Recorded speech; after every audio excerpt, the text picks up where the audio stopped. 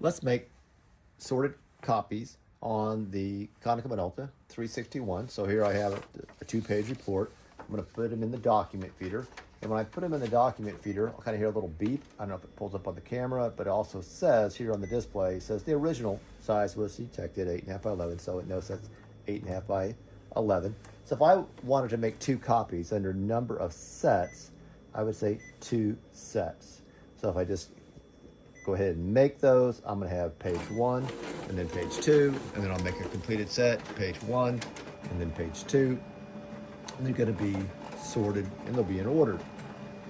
So here's page 1, here's page 2, but they're kind of all on top of each other, and so that's not real convenient. So here's page 1 and here's page 2, and then right below that in the same stack I have page 1 and page 2. If I have letter size running in both trays, so I can put 8.5 by 11 this direction in this tray, and then I can put 8.5 by 11 running that direction, so opposite direction. So now if I go over to the machine and under finishing, I can come over here and say finishing, and I can say offset. So now what's pretty cool is I can put the same 2 originals. We're still set for 2 copies rather.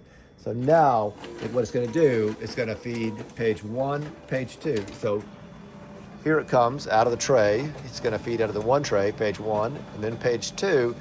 Now the next set is going to be run out of the other paper tray, page 1 and page 2.